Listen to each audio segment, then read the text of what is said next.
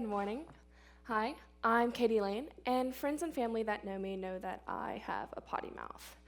So I would like to stay true to myself and say the F word as many times as possible. Feminism. Yes. A couple of y'all laughed, and a couple of y'all squirmed uncomfortably in your seats, and that's okay. Historically, feminism, as well as the word feminist, have a very caustic and negative connotation with it.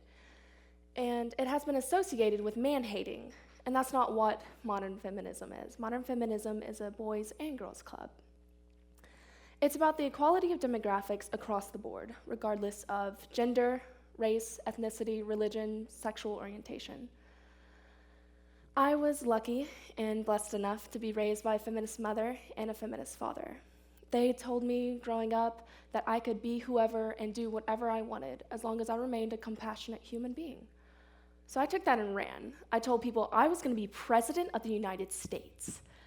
I quickly found out political science is not my forte, but the latter half is science, and that's how I'm able to be a nursing student today.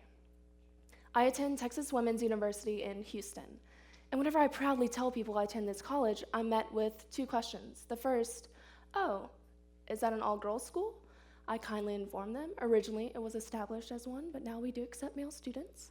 The second, oh, are you a feminist?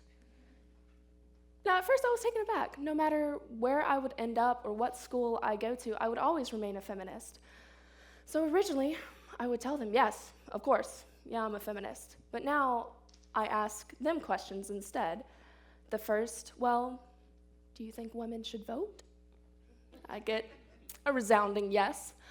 The second, do you believe men should receive paternal leave the same as women receive maternal leave? Again, yes. So I tell them, like, oh, I'm so sorry, but you're a feminist. And so far, no one has keeled over and died, so I'm thinking it's not such a bad thing. One of my favorite quotes is by Oscar Wilde in his novel, The Picture of Dorian Gray. A character asks Dorian, "What are you?" To which he simply replies, "To define is to limit." Now, this quote resonated with me because that is exactly what we do, either individually or collectively as a society. We define people. We put crisp, nice, tidy labels on them, thereby limiting them.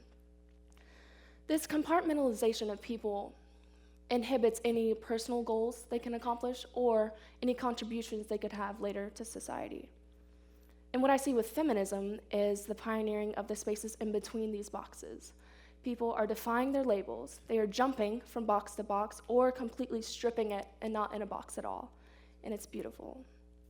More specifically, I see this in the medical center. I see the progressive dissipation of gender roles among disciplines, such as females going into male-dominated fields, such as surgery, and males going into female-dominated fields, such as nursing. It's beautiful.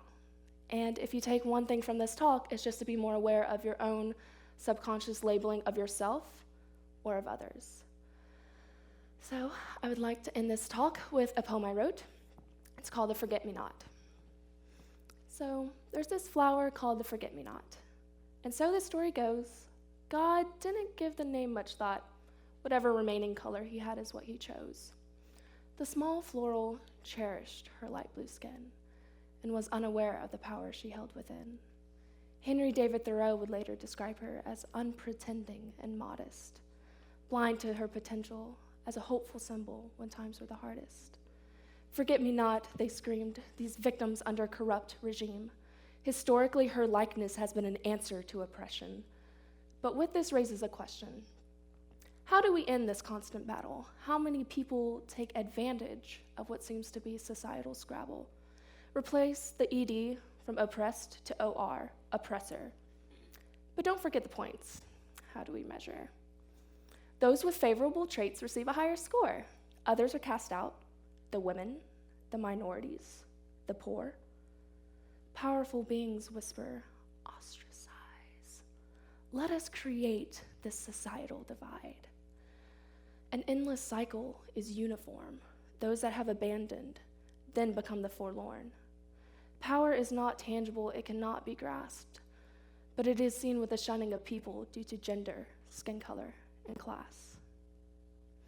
With the topic of privilege and power, is the question of this sweet forget-me-not flower. Though she did not choose her color or her name, if she were instead a person, would she be loved all the same? Thank you.